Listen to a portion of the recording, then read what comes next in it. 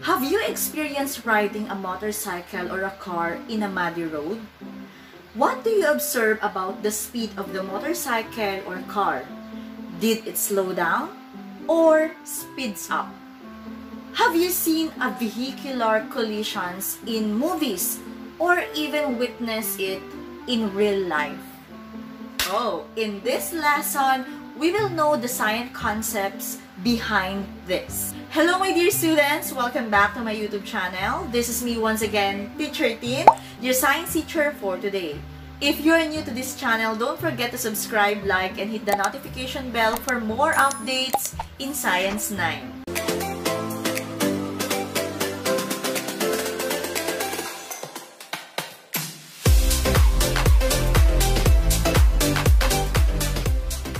For today's lesson, we're going to discuss about the principles applied to collision of objects, which includes the following lessons. So we will have two lessons for this. For part 1, we will be having impulse and momentum. And for lesson 2, we will discuss about the relationship of impulse and momentum to collisions of objects. Of course, at the end of this lesson vlog, you should be able to relate the impulse and momentum to collision of objects. In our previous vlog, we discussed about projectile motion. Yes, pinag-aralan natin ang tungkol sa projectile. And at this point, you already know how to describe the motions and relationships of the components of projectile. Okay, so imagine nyo nga, suppose you are playing basketball with your friends. What do you think will happen to the ball if it hits the board instead of inside the ring?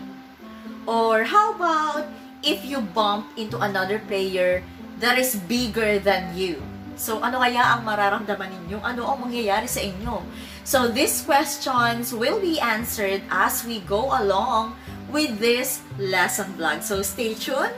At kung may tanong kayo, leave your comment below. Momentum. Have you heard about momentum? Ano nga ba pag sinabi ng momentum? Di ba minsan umiimik tayo, oh my gosh, baka mawala ako sa momentum, kailangan kong idiretso to. Okay, so ano ba ang ibig sabihin ng momentum? One of the common team sports is basketball. So imagine nyo, there are two teams who are involved in a really tight quarterfinals tournament. So Team A is 2 points ahead of Team B.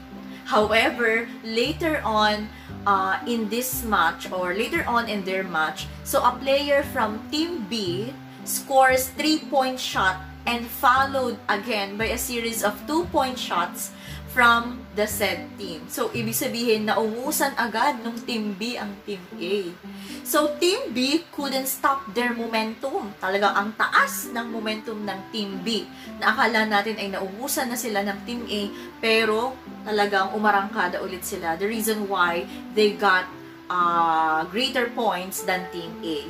So, by this, at sinabi natin na Team B couldn't stop their momentum, what do you mean by momentum? Okay, can you write or can you give your own meaning? So, sige nga, ilagay nyo nga sa comment section ano ang momentum para sa inyo. Without searching on your Google or internet. So, what do you mean by momentum? Babasahin ko yan isa-isa ha. From our example, so there are things that we need to consider in defining momentum. Ano yung dalawang bagay na yun? First, the object has mass, and the second one, the object is moving. May bigat at gumagalaw. So, any moving object with a quantity of matter has momentum. And when we say momentum, momentum simply means mass in motion. Gumagalaw at may bigat. When we say momentum, it is the product of mass and velocity. So, meaning to say, mathematically, we can express momentum as P is equal to M times V. Yes, P stands for momentum, M stands for mass, and V stands for velocity. Now, given this equation, so what do you think is the momentum of an object that is not moving? So, kung hindi nagmo-move ang isang object, it means there is no momentum. Diba? Sabi natin, momentum is equals to m times v. M is the mass and v is the velocity. So, kung ang kanyang mass ay 0, so let's say for example, ang velocity niyan ay 2 meter per second. And then, ang kanyang mass ay 0. So, automatically, 0 times 2 meter per second, so momentum will be 0. So, without the mass, without the velocity, there will be no momentum. Meaning to say, again, when we say momentum, dapat merong mass at merong velocity. Sige nga, let us consider the following situations. Situation A. Suppose you ride a bus from Manila to Quezon. What do you think will happen to the bus after it passes along a curvy road? A. The bus will slow down. B. The bus will speed up or move faster. Or letter C, the velocity of the bus will not change. Okay, syempre kung pa-curve yan, alam, bilisan mo pa. E malay mo, bangin naman yung kanyang papatakan. So, kapag siya ay nagmumove in a curve path, of course, the answer will be letter A, the bus will slow down. Then, after passing a curvy road, the bus travels in a straight road. How will you describe the velocity of the bus? A. It increases. B. It decreases. Or letter C. It does not change at all. Of course, the answer will be, since nag-travel na siya in a straight, wala nang hindrance, of course, the velocity will increase. How about for the situation number 3? There were only 25 passengers in the bus. Along the way, 5 passengers dropped at Manila bus stop. So, and another 4 passengers dropped off at San Pablo City bus stop. So, what can you say about the mass of the bus? A. It increases. B. It decreases. Or letter C. It does not change at all. Siyempre, nabawasan na yung timbang ng bus. Ano mangyayari sa mass niya? Of course, letter B. It decreases. Ano bang meron dun sa situation na mga binanggit natin? So, we can conclude that when the object slows down or moves faster, its velocity decreases or increases. So, meaning to say, kung may pagbabago sa velocity or sa mass ng isang bagay, meron tayong makukuha dito na pagbabago din sa kanyang momentum. So, meaning to say that the change of momentum is called the impulse. Yan naman ang tinatawag natin na impulse, because pulse is equal to change of momentum. Yes, pag may nagbago sa momentum, yun ang tinatawag natin na impulse. So, the question is, what do you think is the impulse of an object moving with constant momentum? Yes, very good. So, that constant means there is no change. Walang pagbabago kasi consistent constant. Therefore, there is no impulse or zero impulse for objects moving with constant momentum. Pag walang nagbabago sa momentum, ibig sabihin, walang impulse. Dahil anong sabi natin? Impulse is equal to the change in momentum. No change in momentum, no impulse. There is impulse if there is change in momentum. Gets? Very good. Okay, so gusto niyo pa ba ng example para mas maunawaan natin ang impulse and momentum? So let us have the momentum. So ano nga ba yung mga nakakaapekto sa momentum? Sabi natin there are 2 factors that may affect the momentum, the mass and the velocity. Let us consider these 2 figure. Ano nakikita niyo sa figure na yan? The first picture is a truck and the second picture is a car. So let's consider a cargo truck. Okay, dun sa first picture, let's consider a cargo truck with a mass of 10,000 kilograms traveling at a velocity of 40 kilometers per hour. And let's consider also a small car with a mass of 2,000 kilograms traveling at the same velocity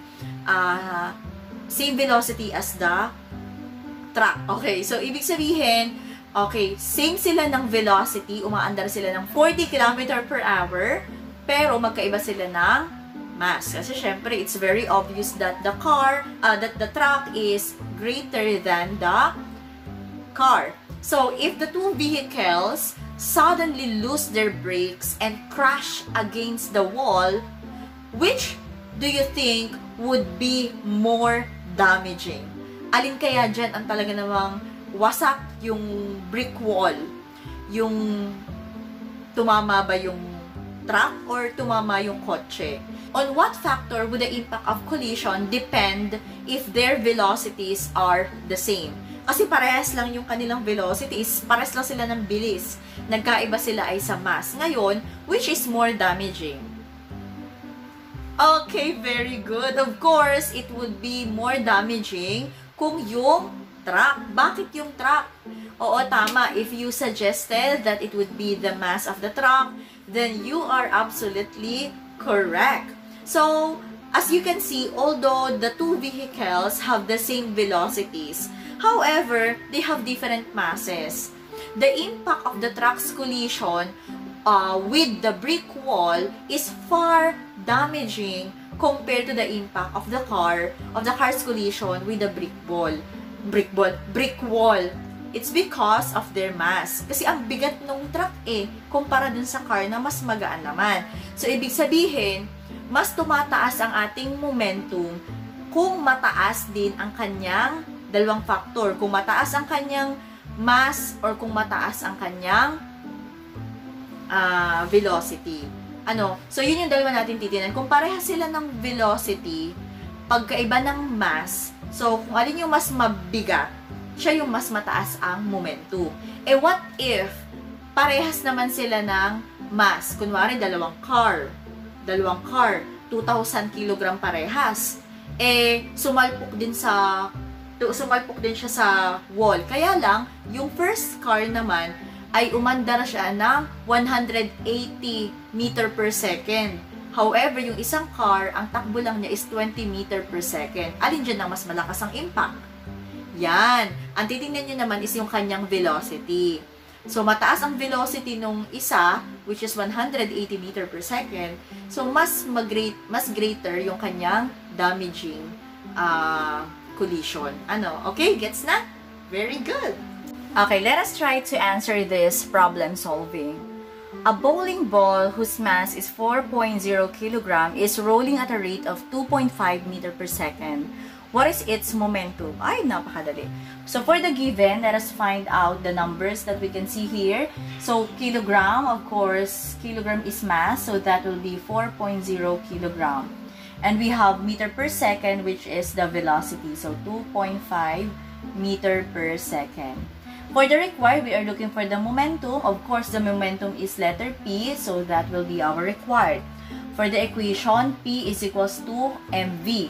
To get the momentum, we have to multiply the mass and the velocity. So for our solution, so P is equal to, what is M? So let us substitute all the given. 4.4 kilogram, okay, times 2.5 meter per second. And of course, to get that, we will just multiply the 2. Of course, 4 times 2.5, our answer is, okay, that will be 10. So, what will be the unit of momentum? Okay, the unit of momentum, so that will be kilogram times meter per second. So, our final answer, momentum equals 10 kilogram times meter per second. So, that will be our momentum. Okay, so let us now have example problem for impulse. So, Tiger Woods hits a 0.02 kilogram golf ball given it a speed of 25 meter per second. So, what impulse does he impart to the ball? Of course, so let us write the given. So, ang mga nakikita nating numbers dito ay 0.02 kilogram, which stands for the mass. So, 0.02 kilogram. And then we have 25 meter per second, which is the velocity. However, di ba when we say impulse, that's the change in momentum. Of course, sabi dito, hits a zero, giving it a speed of 25 meter per second. So yung speed na to, we are referring to the velocity. So, since given it a speed, so our final velocity is 25 meter per second, And our initial velocity is 0 meter per second. Of course, kasi nag-start naman siya as nakahinto. So, what will be our required? So, for the required, we are looking for the impulse. So, impulse is I. And what will be our equation? So, for the equation, impulse is equals to change in momentum.